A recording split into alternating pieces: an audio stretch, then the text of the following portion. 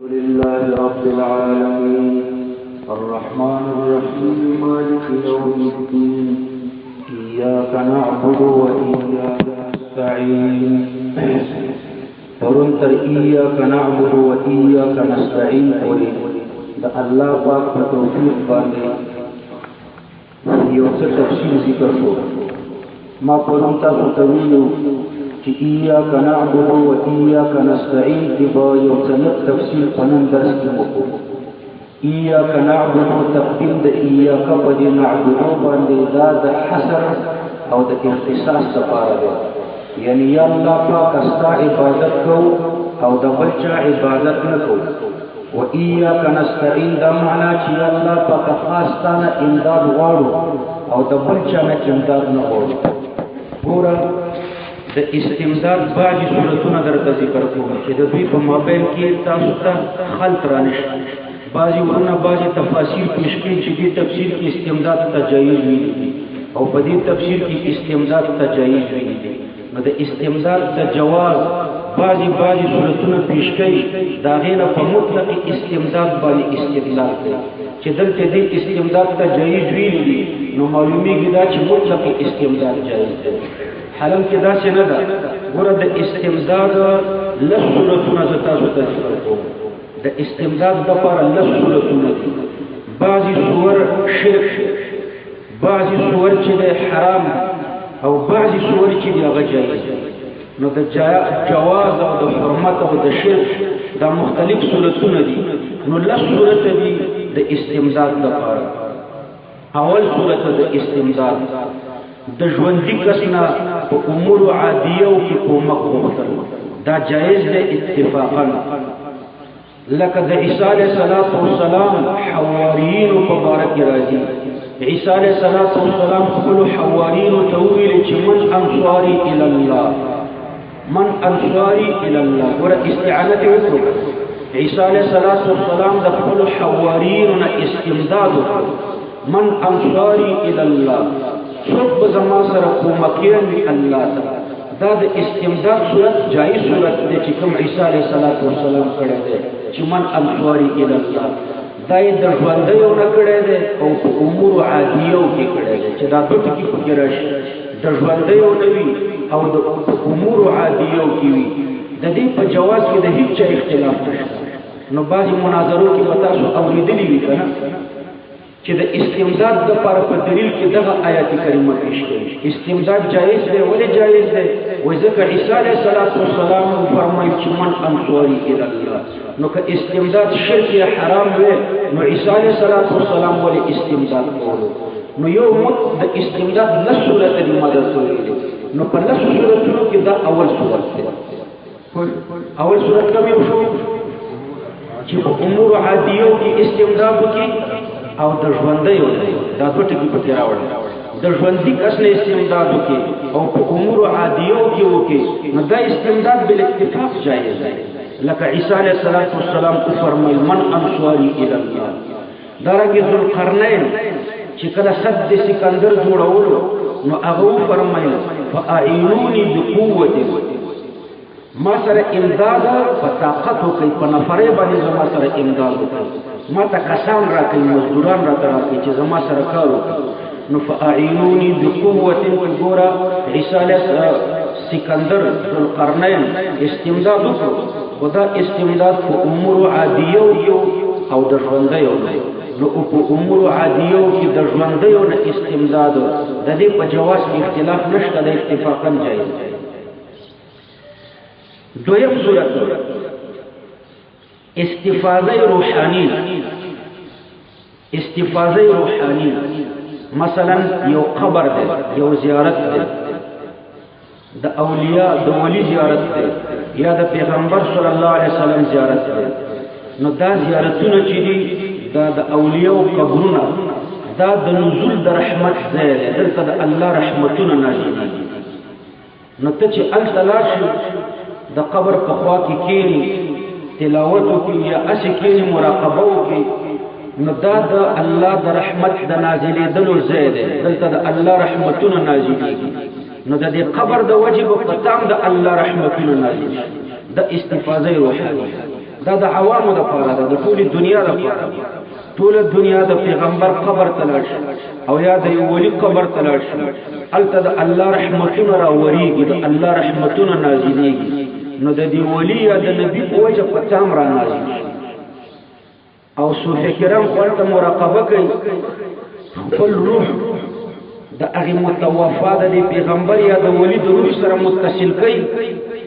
او په هغه چې د الله کوم انوار راورېږي د هغه په ذریعه ده ته رارسېږي، لکه فتاوی محمودیه چې لیکلې ده. خو هغه استفاده روحانیه چې دغه صرف د خواصو دپاره ده، چې څوک مراقبه کولی شي او کلک صوفي وي، کلک ولي وي. د عوامو دپاره استفاده روحانیه دغه ده. پوه شو؟ استفاده روحانیه دا ده چې یو قبر ته لاړ شي، د پیغمبر او یا د ولي یو قبر ته لاړ شي، هلته د الله رحمتونه په دې ولي او نبي باندې راورېږي، نو د هغه په وجه په تا هم راورېږي، د الله رحمتونو نه ته مستفید شي. دا استفاده روحانیه ده، په دې کې څه اختلاف نشته، دا اتفاقا جایز ده. دا استفاده روحانیه مې د عوامو لپاره درته ذکر کړه. د خواصو شته، فتاوی محمودیه لیکلې ده چې د خواصو طریقه یې دا ده چې هلته لاړ شي، خپل روح د دې ولي د روح سره په تصور کې متصل کړي. نو چې متصل دې کړو په هغه چې د الله پاک کوم فیوزات راورېږي، هغه تا ته د هغه په ذریعه رارسېږي. خو دا استفاده روحانیه جایزه ده، په دې کې ګوره څه اختلاف نشته. دا دویم صورت د جواز. بعض علما د استفاده روحانیه نه په استمداد باندې استدلال کوي، و استمداد جایز دی، د استفاده روحانیه په فلاني کتاب کې لیکلي یا فلان کتاب کې. نو د استفاده روحانیه په جواز کې اختلاف نشته. دریم صورت چې دی توسل دی. توسل اتفاقا جایز دی. توسل به په دلایل د استمداد من غیر الله ما فوق الاسباب په دې کې پیش کول نه دي پکار. نو خلاصه دا چې دا صورتونه درته زه على تفصیل بیانوم، یو د بل سره به خلط کوئ نه. دریم صورت چې دی توسل دی. توسل اتفاقا جایز دی. په بعضې کتابونو کې د استغاثې لفظ دی، استغاثه من القبور، دې ته جایز ویلی دی. د استغاثې من القبور نه همدا توسل مراد دی. توسل په نبیم جایز دی، په ولیم جایز دی، په مړیم جایز دی، په ژوندیم جایز دی. نو توسل خو مطلقا جایز دی د څلورو واړو امامانو په دې. دا مستقله مسله ده، دا به بیا په خپل ځای کې تفصیلي ذکر کوو. خو خلاصه دا چې یو توسل دی. دریم د استمداد یو صورت توسل دی. توسل هم اتفاقا جایز دی، د دې په عدم جواز کې د هیڅ چا قول هم نشته. دا دریم. او څلورم صورت هم ګوره جایز دی. څلورم صورت دا دی چې د یو نبی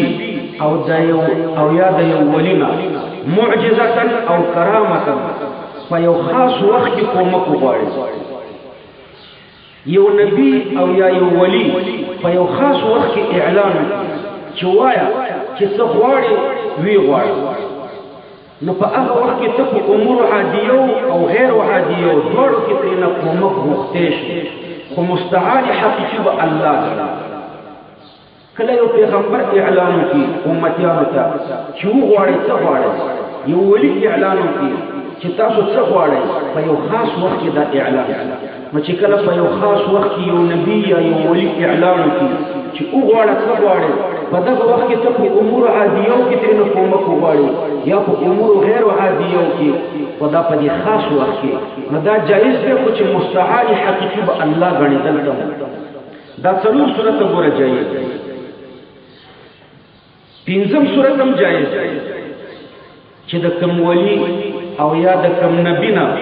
د دوی په ژوند کې دعا وغواړي، ما فوق الاسباب کې وي او که یا په ما تحت الاسباب کې وي. د یو ولی نه دعا وغواړي او یا د یو نبی نه دعا وغواړي، په ما فوق الاسباب کې یا په ما تحت الاسباب کې، دا پوره د استمداد صورت دی. خو دا جایز صورت دی. عزیزونه څو صورته نه پنځه تقریبا پنځه.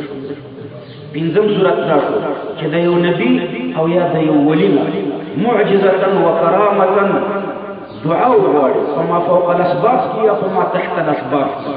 د سلیمان علیه السلام د وزیر د استمداد صورت دغه پنځم. سلیمان علیه السلام د خپل وزیر نه کومک وغوښتلو، چې څوک به ما ته د بلقیس تخت راوړي ایکم یأتینی بعرشها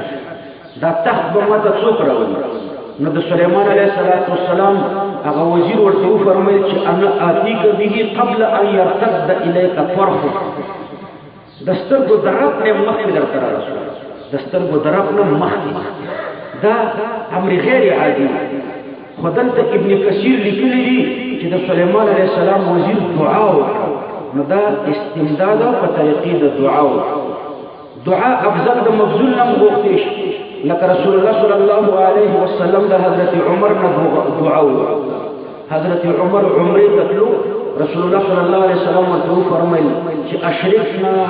فی دعائک یا اخی او کما قال رسول الله صلی الله علیه وسلم ما تم بیا الته دعا کوه رسول الله صلی الله علیه وسلم حضرت عمر ته فرمایل چې ما ځان سره په دعا کې شریک کا نو پیغمبر علیه السلام د حضرت عمر نه دعا وغوښته سليمان عليه الصلاه والسلام د خپل وزیر نه دعا وغوښته هغه دعا وکړه او د سترګو درک نه مخکې الله ورته د بلقیس تخت راوړي دا پنځم سورت باندې کوشش چې د یو نبی یا د یو ولی نه دعا وغواړي ما فوق الاسباب کې او یا په ما تحت الاسباب لسم سورت داره دا خو د ژوندي نه دعا وغواړي لسم نه شپږم سورت داره چې بعد الوفات د یو نبی او یا د یو ولی نه دعا وغواړي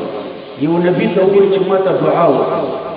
او یا یو ولی ته وایي چې ما ته دعا وغواړي نو که نبی ته وایي چې ما ته دعا وکړه د دې په جواز کې د هیڅ اختلاف نشته نبی په خپل خبر کې ژوندی دی هلته چې ته کله روضې مبارکې ته لاړې نو د روضې مبارکې په خوا کې ودرېږه پیغمبر علیه السلام ته ووایه چې یا رسول الله ما ته دعا وکړه چې الله پاک ما ته مغفرت وکړي باب زیارت النبي صلی الله علیه وسلم د څلورو واړو فقهاو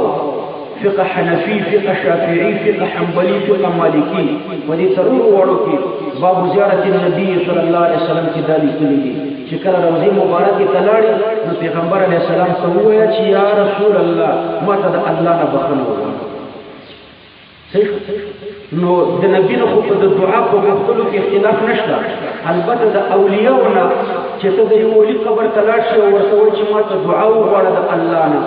نو څوک چې د اولیاو سماع الموتى مني نو د هغوی په نسبت باندې دا دعا غوښتل هم جایز او څوک چې سماع الموتى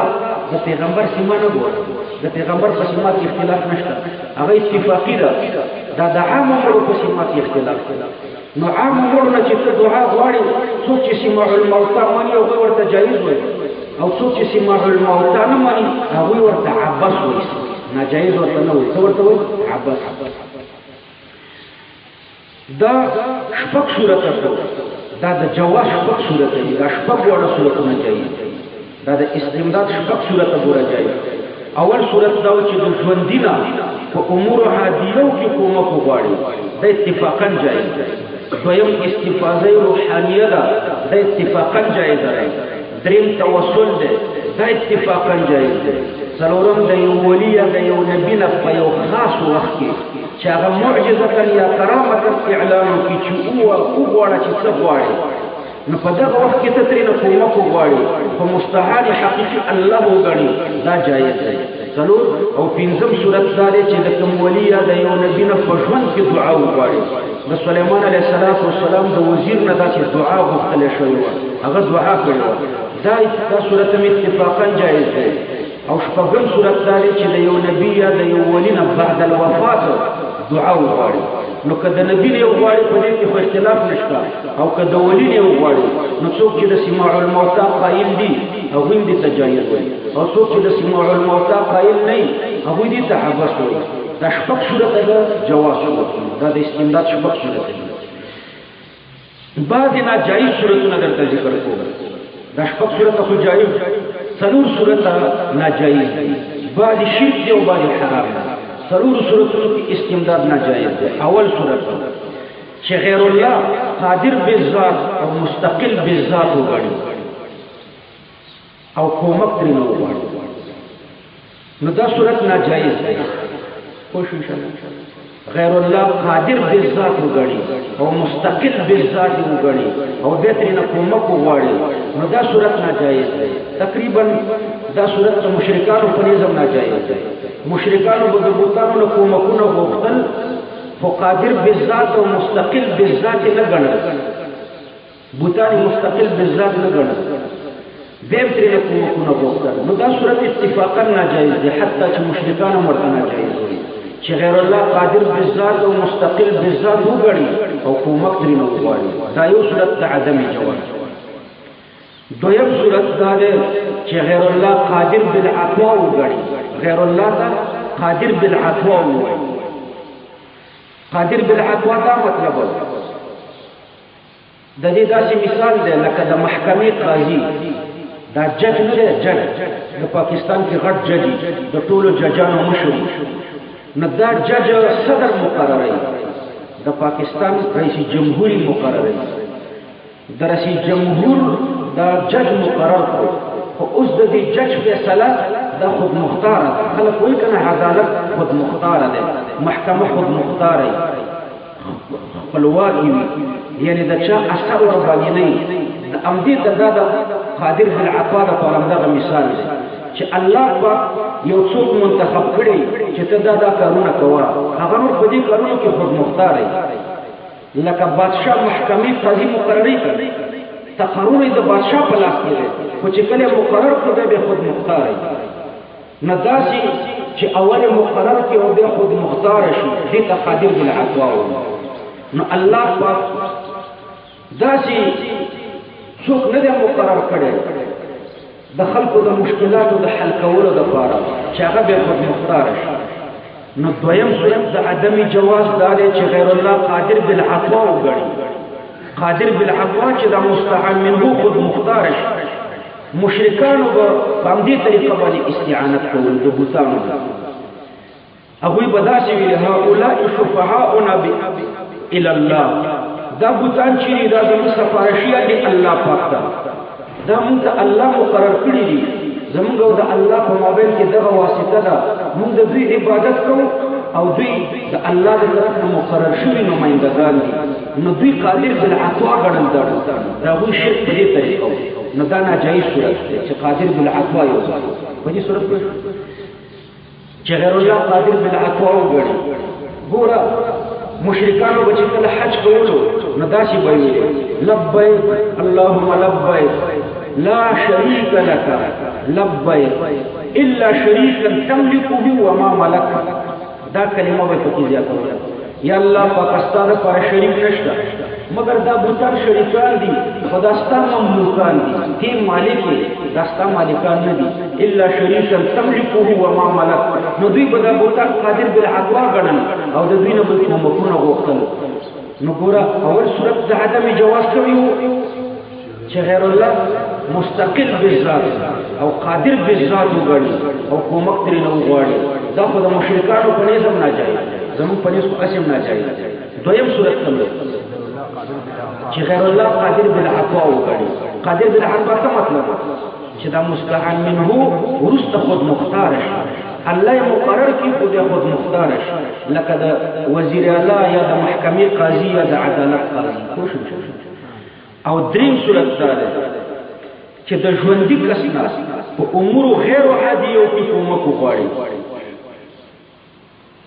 یو ژوندی او ته ترې نه په امورو غیر عادیو کې کومک غواړي. امورو غیر عادیو لکه یو پیر صاحب دی، یو ولي صاحب دی، او ته ورته ورشي اولاد ترې نه غواړي چې ما ته بچي راکړي، د ژوندي نه غواړي. دا ګوره په امورو غیر عادیو کې ترې نه کومک غوښتل دي. په امورو غیر عادیو کې د یو ولي نه کومک غوښتل دا ناجایز دی.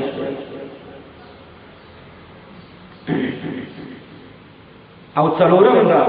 چې د وفات نه وروسته ترې نه په امورو غیر عادیو کې کومک وغواړي، دا هم ناجایز دی. دا څلور صورته ناجایز دی. دریم صورت دا چې د یو ژوندي نه په امورو غیر عادیو کې کومک وغواړي. او څلورم دا چې د یو متوفا نه په امورو غیر عادیو کې کومک وغواړي. نو دا څلور صورته ناجایز دی. اوس ایاک نستعین، یا الله پاک خاص تعالی امداد غواړو. اوس په دې اعتراض ده چې دلته مفعول به نه دی ذکر کړی. ایاک نستعین په څه کې ستانه امداد غواړو؟ په امور عادیو کې که په غیر عادیو کې؟ فما تحت الاسباب کې که فما فوق الاسباب کې دا تعین په دې حدیث کې په دې آیات کریمه کې نه دی شوی تاسو تلخیص کې وایي چې کله حذف د مفعول د تعمیم لپاره لکه فلان یعطي فلانه سړی ورکول کوي څه شی ورکوي چې څه په لاس ورشي هغه خلکو ته ورکوي نو فلان یعطي حذف د مفعول د تعمیم لپاره دلته ایاک نستعین کې حذف د مفعول د تعمیم لپاره دی یا الله پاکستان امداد غواړو په څه کې غواړو نو دلته مفسرین تقدیر لګوي شاه منصور بابا په قران کریم کې غالبا چا سره چې ویل چې دا تقدیر لګولې ده فی المهمات كلها ایاک نستعین فی المهمات كلها وطول مهمات کې الله پاکستان کومک غواړو اوس په دې اعتراض راځي چې فی المهمات كلها کې ما تحت الاسباب امراض او ما فوق الاسباب امراض نو پکار دی چې په دې دواړو کې موږ الله نه کومک غواړو او تا په دې استعمال بعضي صورتونه جایز کړ بعضي دي ناجایز پکار دی چې دا نس وړه صورتونه ناجایز ځکه دلته موږ تقدیر داسې لګو چې فی المهمات كلها په ټولو مهماتو کې الله پاکستان کومک غواړو فی المهمات كلها کې ما تحت الاسباب امراض ما فوق الاسباب امراض تشبک صورتونه جایز کړ او څلور صورت دي ناجایز تاسو ورته جواب ورکړئ چې ګوره یو ما فوق الاسباب دي امور غیر عادیه دي ما فوق الاسباب ده امور غیر عادیه او بل ما تحت الاسباب یعنی امور عادیه دي د دې دوړو په مابین کې فرق دی چې ما تحت ما فوق الاسباب چې کوم دی د دې خالق الله دی خو کسب محبت ته دی موجود امور غیر عادیه او ما فوق الاسباب د دې خالق الله دی خو کسب بنده ته نه دی موجود کاسب عبد نه دی نو نه پکې د عبد خلق شته نه پکې د عبد کسب شته هغه بالکلي الله تعالی ما فوق الاسباب او امور غیر عادیه او کوم شیان چې ما تحت الاسباب دي د دې خالق الله دی د امور عادیه او خالق څوک دی الله او کاسب عبد دی دلته د عبد کسب دی نور د دې خلقم د الله دی نو د ما فوق الاسباب خالقم الله دی او د ما تحت الاسباب خالقم الله دی خو فرق دومره دی چې په ما فوق الاسباب یعنی په امور غیر عادیه کې د عبد کسب نشته او په امور عادیه او ما تحت الاسباب کې د عبد کسب شته نو د عبد کسب ورپورې متعلق دی خالق خو د دواړو الله شو کنه نو خالق چې د دواړو الله شو ګوره په دواړو کې موږ د الله نه کومک وغوښتو فی المهمات کلها خلقا په دواړو کې موږ د الله نه کومک وغواړو خو په ما فوق الاسباب کې د عبد کسب هم نشته او په ما تحت الاسباب کې بیا صرف د عبد کسب کاسب پکې عبد په ما فوق الاسباب کې ولې کسب نشته تاسو نقطه ذکر کړئ که په ما فوق الاسباب کې کسب د عبد راشي نو اجتماع د نقیزه نو ورته یو طرف ته چې ما فوق الاسباب بل طرف ته چې کسب د عبد راولي کسب خو شیاطین کوم دي ته چې ما يتعلق بآلة وسبب چې د اسباب سره تعلق نو یو طرف ته ورته ما فوق الاسباب وایي او بل طرف ته پکې د عبد کسب راولي چې د عبد کسب پکې راغی کسب خو دې ته وایي چې د آلات او د اسباب سره تعلق لري نو بیا د آلات او اسباب پکې راوستم بیا ما فوق الاسباب ورته وایي نو ما فوق الاسباب کې د عبد کسب نشته په نقطه خو وایي نو دا لږ صورتونه مې درته بیان کړل د استمداد د دوی په مابین کې به خلق نه راولي معرف القرآن کې وایي استمداد لیکلی لمعات کې لیکلی دې کې لیکلی او دې کې لیکلی نو تاسو به دا فرق پکې کوئ چې کوم استمداد لیکلی د توسل نه استمداد جوړ نه دی د جایز نه ناجایز جوړ دی دا لږ صورت د استمداد دي بعضې په دې کې جایز دي او بعضې پکې ناجایز او حرام نشي د دې نه وروسته د نداء الی الغایب مثلا په دې باندې مرتبه یا رسول الله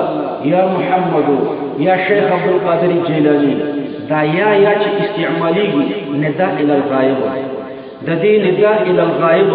د دې لپاره تقریبا 8 صورت دي 8 صورت دي بعضی جایز دي بعضی ناجایز دي د دوی په مابین کې هم اختلاف نه راوړي د نداء الی الغایب 8 صورت دي 3 په ژوندۍ کې راځي او 15 چې ده دا په مړی کې راځي نو ټول څو شو اته صورت دي بعضی په دې کې جایز دي بعضی په کې ناجایز دي بعض مناظرین به تاسو ګورئ نداء الى الغایب د لپاره ګډ وډ دلایل پیش کوي دې کې نداء الى الغایب راغلی دا مطلقاً جایز ده دې کې نداء الى الغایب راغلی نو مطلقاً جایز ده تاسو نه ده د دې اته صورت دي بعضی صورتونه جایز دي بعضی ناجایز دي یو د بل سره به اختلاف نه راوړي ګوره درې په ژوند کې اول دا چې دا ژوند قریبي او عادتاً اولي انت اتفاقا ورته یا مستعمل ولې لکه پیغمبر علیه الصلاۃ والسلام چې کله د صحابه په مابین کې نو قریب او ژوندیو عادتاً اوریدل کول انت صحابه ورته ندا کړی دا یا رسول الله او یا محمدو ندانی دا جایز دی اتفاقا بعض خلک دا په دلیل کې پیش کوي چې فلان کې حدیث کې راغلی دی فلان حدیث کې راغلی فلان حدیث کې راغلی دا په حدیثو کې ډیر راغلی دا چې صحابه پیغمبر علیه السلام ته ندا کړی پیغمبر علیه السلام ورسره قریب عادتاً به اوریده او صحابه ورته ندا کوله نو دا ندا په اتفاقا جایز دی دا چې ته په دلایلو کې پیش کړې او مطلق ندا ترې نه ثابته دا خو ظلم دی مطلق ندا ترې نه شي ثابتولی ځکه د مطلق ندا اته صورت دي ناجایز صورتونه هم پکې شته نو یو صورت پکې ده اول صورت کوم شو چې ژوندي ته ندا وایي ژوندی قریبي عادتاً اولي دا درې ټکي ورسره ولیکئ ژوندی قریبي عادتاً اولي مګا ندا اتفاقاً جایزه ده لکه صحابه کرامو به چې رسول الله صلی الله علیه وسلم دویم ده چې ژوندی وي بعید وي عادتاً نه اولي ژوندی بعید دی عادتاً نه اوري خو ته ورته ندا کوي شوقا تبركا تحسرا محبة تلذذا حرمانا تذكرة خطا تصوره حيا دا ټول جاي په دې کې ډېر اقسام په دې دویم قسم ګوره دویم صورت کوم شو چې ژوندی وي بعید وي عادتاً نه اوري خو ته ورته ندا په نیت په دې نیت کوي ستا نیت شوقا ورته ندا کوي شوقا تبرکا ورته ندا کوي یا محمدو تبرکا یا رسول الله تبرکا شوقا نو شوقا ورته ندا کوي تبرکا ورته ندا کوي تحسرا ورته ندا کوي یا رسول الله افسوس کې چې ولې ملاقات تحسرا ورته ندا کوي محبتا ورته ندا کوي ستا ورسره مینه ده محبتا تلذذا ورته ندا کوي د دې لفظ نه خوند اخلي یا رسول الله یا محمدون خوند اخلي تلذذا حرمانا ورته ندا کوي چې زه ولې د ملاقات نه محروم یم تذکرة ورته ندا کوي د پیغمبر دا نوم درته د دې ذکر کوي خطا ورته ندا کوي لکه په خط کې ورته لیکي لکه رسول الله صلی الله علیه وسلم هرقل ته خط لیکلو ادعوک بدعایة الاسلام خط کې ورته لیکلي هرقل پروت یو خو کافي خطابي ورته مستعمل کړو ادعوک بدعایة الاسلام نو دا ټول جایز دا دویم صورت او دریم صورت دا شو په ژوندي کې دا دریم صورت ناجایز دی چې ژوندی وي بعید وي عادتاً نه اوري خو ته پکې دا نیت وساتې چې دا زما اواز د هر ځای نه په هر وخت کې اوري دا نیت چې دا زما اواز د هر ځای نه په هر وخت اوري نو دا بیا نه دی نو په ژوندي کې دوه صورت جایز شو یو صورت ناجایز ندا ګوره دا ناجایز صورت دا دی چې ژوندی وي بعید وي عادتاً نه اوري او ته پکې دا نیت وکړې چې دا زما اواز د هر ځای نه په هر وخت کې اوري د هر ځای نه مې ځکه وویلو چې ته کله روضې مبارکې ته لاړ شې هلته اوري هغه ځای کې اوري خو په هر ځای کې چې پاکستان هم اوري هندوستان هم اوري نو د هر ځای نه په هر وخت کې اوري دا نیت چې په کې وکړي نو بیا نه جایز دا نداء الغایب بیا د یا رسول الله او د یا محمد لوستل چې دي په دې صورت کې نه جایز دا درې په ژوندي کې راځي انشاءالله چې پوره نو ګوره د دې دریم لپاره به اول دواړه په دلیل کې نه پیش کړي چې اول صورت جایز دی دویم صورت جایز دی نو دا دریم هم جایز دی داسې به نه شي د اول صورت خپل دلایل دي د دویم صورت خپل دلایل دي د دریم صورت خپل دلایل دي دا درې صورت په ژوندي کې راغلي او څلور صورت ګوره په مړي کې دي درې خدا څلور په مړي کې راغلي نو پنځه شابه پنځه په متوفا کې راغلي پنځه صورت اول صورت په کې دا ده چې قبل الدفن یو څوک مړ دی قبل الدفن او یا بعد الدفن تور نږدې شي او आवाज ورته وکړي بغیر د استعانت یو سړی شهید شو ورشي کټ ورته ودرېږي قبل الدفن او یا په قبر کې خاص شو قبر ته ورشي نو قبل الدفن او یا بعد الدفن ورنږدې شي او आवाज ورته وکړي کومک ترې نه غواړي خالي आवाज ورته وکړي بغیر د استعانت نو دا صورت جایز دی په دې کې خواص او عوام ټول شي دا صورت کې عدم جواز باندې چا قول نه دی نو ګوره په مړي کې پنځه صورت دي اول دا چې قبل الدفن او یا بعد الدفن ورنږدې شي आवाज ورته وکړي بغیر د استعانت نه دا ټکي پکې لګول بغیر د استعانت نو دا صورت جایز دی او د دې په عدم جواز چا قول نه دی دویم قبل الدفن او یا بعد الدفن نداء من البعيد دلته نه ورته نداء کې لکه د دې پیغمبر نه نداء کې پیغمبر علیه السلام او یا شیخ عبد القادر الجیلانی قبل الدفن یا بعد الدفن نداء من البعيد کوي دلته نه نداء کوي خدا نداء شوقا یا تلذذا یا تبرکا یا تحسرا یا محبتا یا تلذذا یا حرمانا یا تذکرتا یا خطا دم اتفاقا جایز د دې په عدم جواز چا قول نه دی دا د بزرګانو په قصایدو کې چې کومې نداګانې راغلي دي دا په دې قسم کې داخلي په دې دویم قسم چې متوفا دی نبی دی یا ولی دی قبل الدفن یا بعد الدفن من البعيد دلوري نورته نداء کوي ګوره اول قسم من القريب او دا دویم قسم من البعيد دلوري نورته نداء کوي خو نیت کې څه شی دی شوقا تبرکا تحسرا محبتا تلذذا حرمانا تذکرة همداسې پسې اقسام ذکر کوا نو دا نداء جایز ده او د بزرګانو په قصایدو کې چې راغلي دغه قسم ترې نه مراد رسول الله صلی الله علیه وسلم داسې نداء نه باندې صحابو نه داسې نداء نه کړل یو حدیث کې داسې نداء راغلی ده نور الله قبرك كما نورت مساجدنا يا ابن الخطاب نور الله قبرك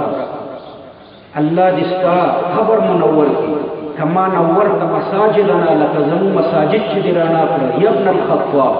حضرت عمر متوفا ده قبر کې پروت ده خو حدیث کې ورته روایت یو صحابي ورته دا کړی ده ابن الخطاب نو دا په دغه اقسامو کې داخله ده دریم قسم غایبانه نداء په دې نیت چې د لري او د نږدې نه اوري دا ناجایز او حرام او شرک دی په باندې صورتونه غایبانه نداء یا رسول الله وای یا شیخ عبد القادر جیلانی وای د لري نه غایبانه نداء کوي خو په دې نیت کې کوي چې د اوري د لري نه په هر وخت کې او په هر ځای نه اوري نو دا صورت ناجایز دی دریم صورت او څلورم صورت دا چې صيغه د نداء شکایتا او اتباعا مستعمله دم جائز صورت دی جائز چې صيغه د نداء مستعمله وي او حکایتا مستعمله وي او اتباعا مستعمله وي لکه مون قران کریم کې نو یا فرعون یا هامان ابن لي صرح یا هامان موي دا صيغه د نداء مستعمله هامان ته مستعمله هامان کوم ځای کې دی مصر کې دی او قبر کې به ریزه ریزه به جهنم کې پروت وي خو موږ څه وایو یا حامان ابن لي صالحا دا حکایتا وایو دارنګه په تشهود کې ایها النبي وایو حکایتا وایو اتباعا وایو الله پیغمبر مون ته حکم کړی چې دا وایو نو ګوره څلورم صورت داري چې صيغه د ندا حکایتا او اتباعا مستعمله لکه یا فرعون او یا حامان ندم جایز ده او پنځم صورت داري چې غایبانه ندا خو بنیت تبلیغ الملائکه بدیت چې ملائکه دا زما आवाज رسي غایبانه ندا بنیت تبلیغ الملائکه دا د پیغمبر په جانب کې جایز ده او د غیر النبی په جانب کې ناجایز ده پیغمبر ته غایبانه ندا کوي بدیت چې ملائکه ورسي نو دا په حدیث کې راغلي ده چې ملائکه ورسي من صلى علي عند قبري سمعته ومن صلى علي نائيا ابلغته دلور نه چې څوک په مدرود وینو ما تر رسولې شي نو ته غایبانه ندا کوي په نیت د تبلیغ الملائکه باندې نو دا د پیغمبر په جانب کې ناجایز ده ځکه په حدیث کې راغلي او د غیر النبی په باره کې ناجایز ده ځکه د غیر النبی په باره کې داسې دلیل نشته چې ملائکه ورسي خو بیا هم شرک نه دی خو ناجایز ده نو دا اته صورت شو کنه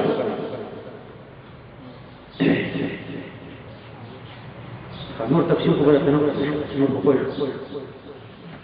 إياك نعبد وإياك نستعين اهدنا الصراط المستقيم دلائل قريب من التوحيد چې په استمداد چې کوم ناجایز صورتونه دي دا ولې ناجایز دي ما درته ویل چې په دې کې څو ستنې د شرک دي څلور یو په دې کې غیر الله د عقیده د علم الغیب ثابتول دي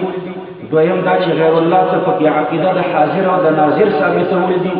دریم دا چې غیر الله ته په عقیده د مختار الکل ثابتول دي او څلورم دا چې غیر الله ته په خالق ویل دي لدی وجنا هغه ناجایز صورتونه د استمداد ناجایز دي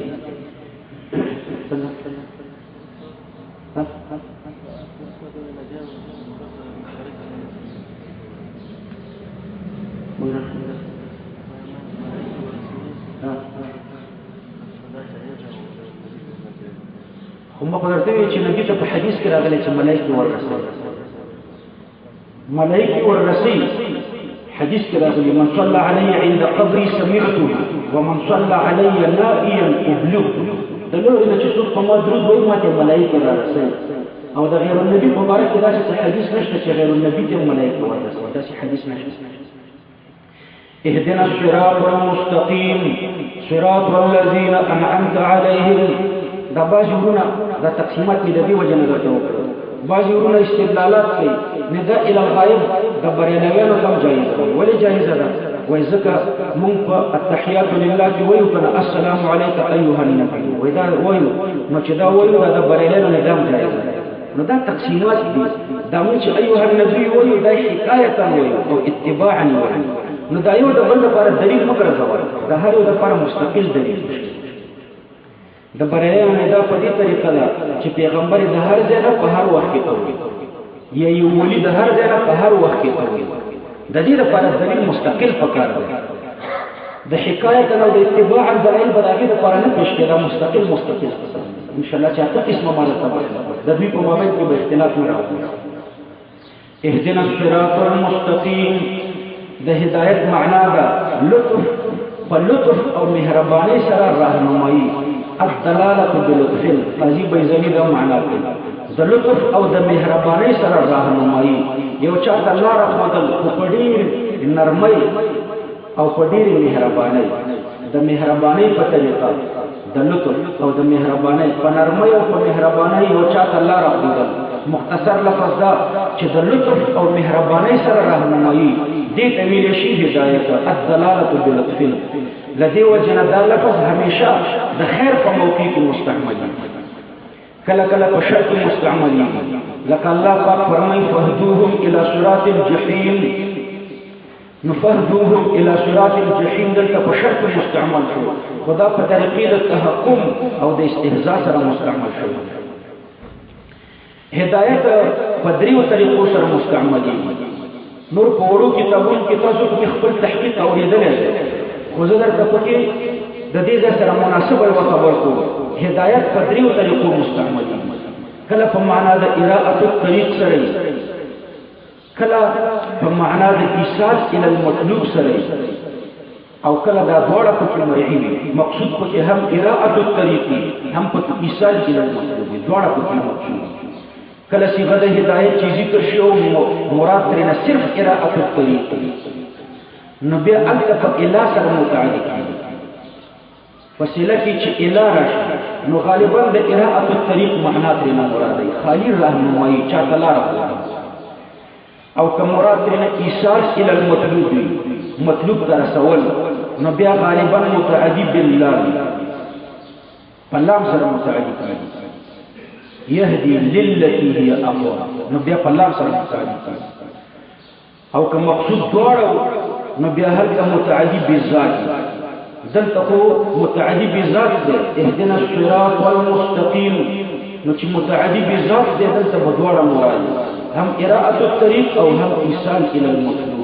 یعنی تاسو راهنمایي الله راکوکا چې موږ په مقصد ته ورسېږو لدی وجنه د اهدنا په معنا کې بداسي وایي چې الله پاک موږ ته سید الله راوخایا وسید الله روان کا او منزل مقصود ته ورسوه دا درې جملې یا الله پاک سید الله راکوخایا وسید الله روان کا او منزل مقصود ته ورسوه خالد دا په ترجمه کې نه وایي چې اهدنا وخایا موږ ته سید الله دا خالی رات الطريق خالی رات الطريق چې مرادي انت فإله متعدد خالی ایصال الى المطلوب چې مرادي انت فلام متعدد چې دوړه مرادي انت متعدد بذات دلته متعدد بذات ده نو هم اراده الطريق مراد ده هم ایصال الى المطلوب مراد ده نو په معنا کې بلداشي وایي چې الله پاک موږ سید الله روخایا وسید الله روان کا او منزل مقصود ته ورسول نو صحیح معنا دا چې دا درې وړه پکې راوړي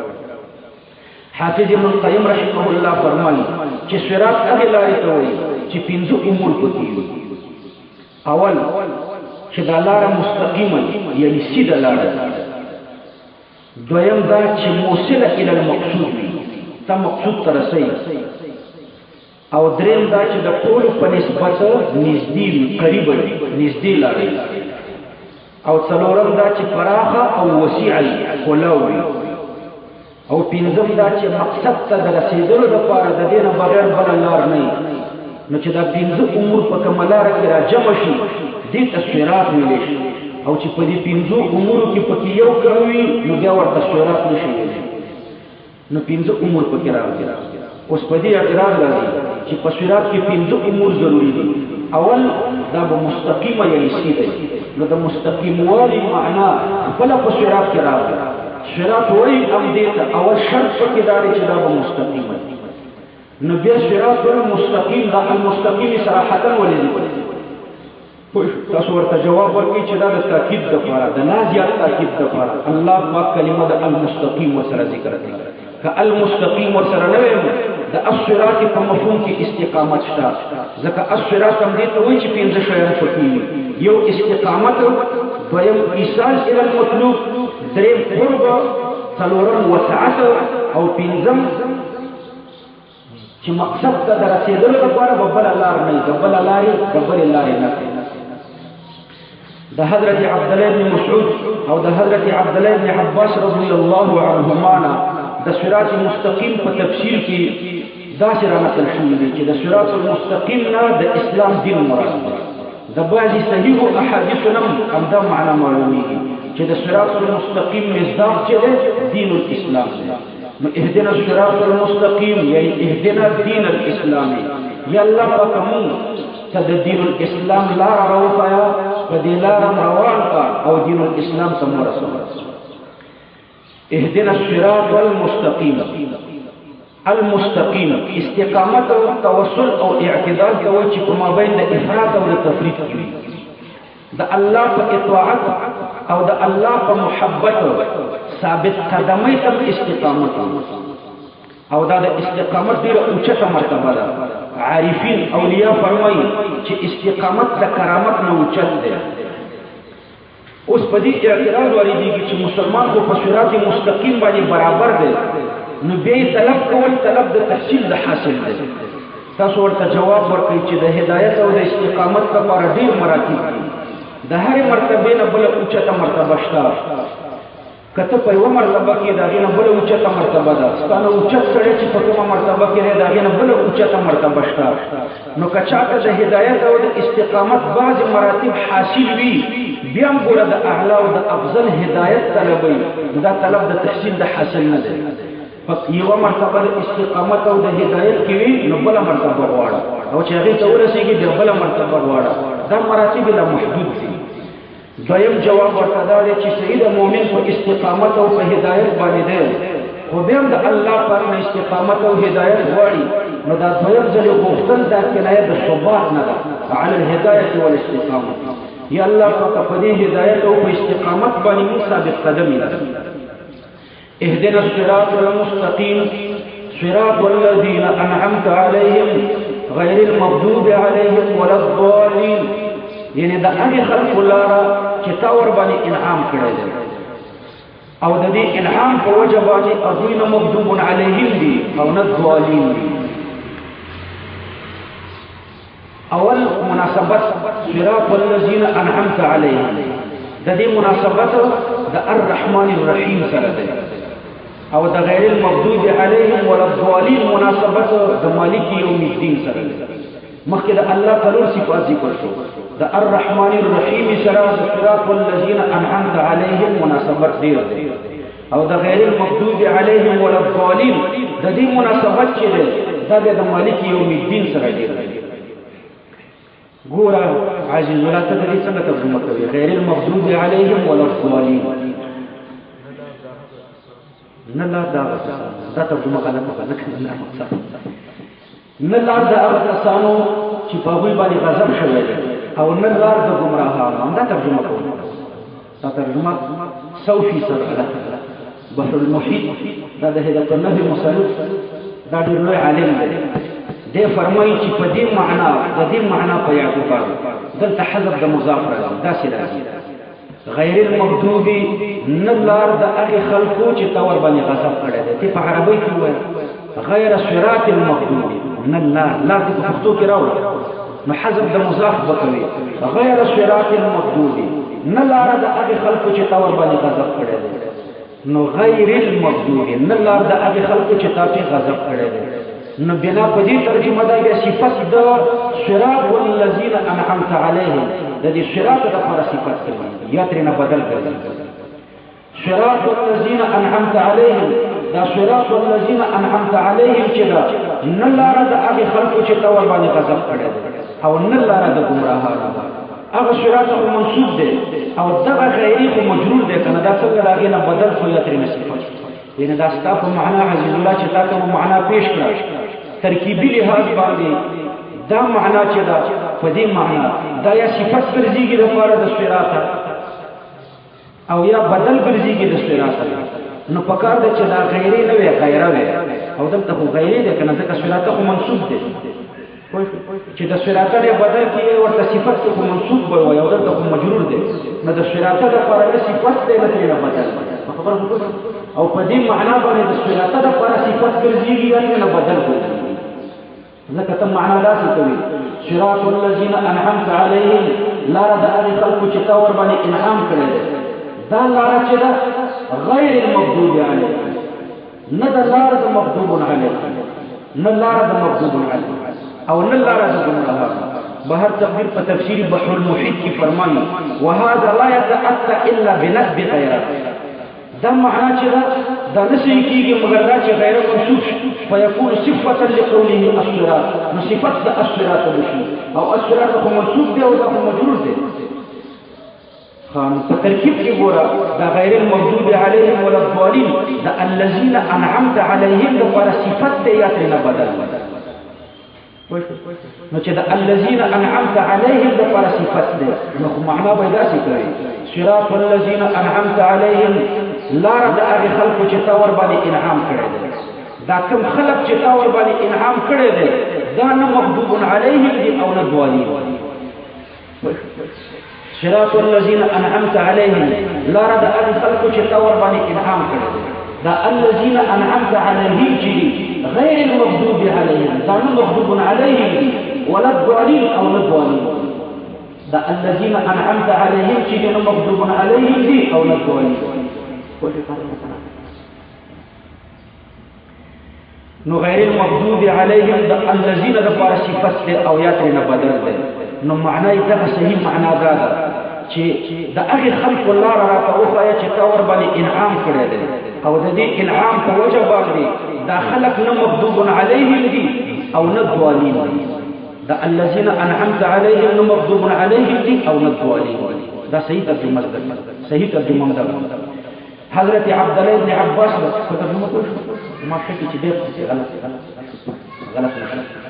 دا شی وایي صراط الذين انعمت عليهم لا رد ابي خلق چې تور باندې انعام کړی دی دغه منعم عليهم چې دي صحیح دا نه مغضوب عليهم دي او نه ضالين دا الذين انعمت عليهم نه مغضوب عليهم دي او نه ضالين حضرت عبد الله بن عباس رضي الله عنه فرمایي چې الذين انعمت عليهم د دې مصداق ملائکه دي انبیاء صدیقین شهدا او صالحین دي او دای ذکر مصداق دي چې په دوی باندې الله پاک د خپل عبادت او د طاعت انعام کړی الذين انعمت عليهم كم قسم انعام دی ور باندې کړی کما خاصه نوع د نعمت یو د ذکر شوی عموم ته اشاره ده ټول نعمتونه تاسو دوی باندې کړی چې څومره نعمتونه ستاسو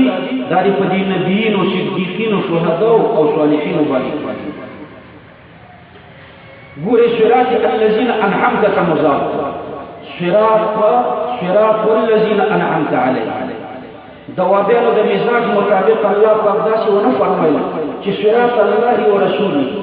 د الله او د الله د پیغمبر لار خالي دا ونه ویل یا د قرآن او د حدیث لار دا ونه ویل بلکې دوابینو د مزاج په خلاف دا صراط امتیانو په مضاف صراط الذين انعمت عليهم لار د هغه خلکو چې تور باندې انعام کړی د دې مصداق نبیین دي شهدا دي صالحین دي ملائکی دي امتیانم پکشتا پیغمبرانم پکشتا ملائکم پکشتا ټول پکې راجم ورته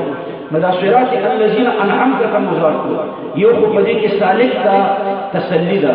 څوک چې د حق په لار باندې زی د الله پاک تسلی ورکوي چې ته ګوره په دې سفر کې یوازې نه نو دا یوازې واري نه مډاړېږه ستا سره په دې سفر د حق کې پیغمبران ملګري دي صدیقین ملګري دي شهدا ملګري دي او صالحین ملګري دي وحسن اولئک رفیقا نو ویریږه ما ته چې د حق په لار ځي نو ډېر ملګري لري الذين انعمت عليهم دي ملګري نو ځکه یې دې ته مضاف یو حکمت پکې ده دویم حکمت پکې ده چې منعم کده انعامات او تذکره چې ادعا الى الاجابه لکه عرف کې هم داسې ده ته چې یو څه نه یو څه غواړي داسې ورته وایي چې ته هر چا ته هر څه ورکوي نو زم ستانه دا یو لس شل روپۍ غواړم نو منعم ته د انعاماتو تذکره چې وي ادعا الى الاجابه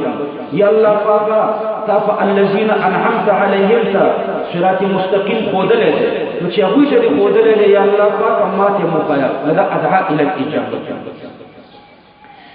ګوره په دې کې تقلید ته اشاره ده صراط الذين انعمت عليهم ذا منعم عليهم لا ذا منعم عليهم لا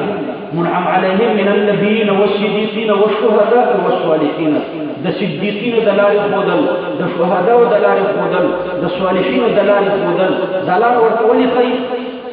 خالد دې د پاره چې ورغوره کده دې د پاره چې پدې ځه د تللو د پاره ورته کوي او په دې لار باندې تلل هم دا تقلید دی تقلید تعریف او تاسو زده مختصر تعریف د تقلید لپاره دا دی چې د یو مجتهد پر رهنمایي کې په دین عملو کې او مطالبه د دلیل پرې نه ونه کوي دې ته ویل شي تقلید لکه ګوره تاسو سحر تلاوت کوئ د قرآن سحر چې مونږ شي نو خو تبلیغي حضرات راوتلي دي چې تلاوت نه کوي چې څنګه د سحر جمع وشي او یې دینو د یقین خبره کوي ټول راټول بس تلاوت نه پاتې شي لکه د سحر په ما یو مقام مجلس دی بس سحر کې ټول خلک په جمعه کې تلاوت کوي الحمدلله رب العالمین دا تلاوت په کې کنه د الف د زور دلیل ورته معلوم نه دی د لام د غړوندي دلیل ورته معلوم نه دی د حې د زور دلیل ورته معلوم نه دی الحمد من باندې غړوندي د دې دلیل ورته نه دی معلوم دال باندې پیخ د دې دلیل ورته نه دی معلوم عوام بیچارهګان حتى حوام په لفظه د منته نه دی معلوم تاسو نه تاسو حمزه د ولې فتح ورکوي زوي الحمدلله په دلیل نه دی معلوم و بیا په مدرسه کې ودرېږه د ټول و بیا نه تاسو کا چې الحمد کې په دې حمزه باندې فتح ولې ده لام باندې سکون ولې ده په دې حي باندې فتح ولې ده نو بیا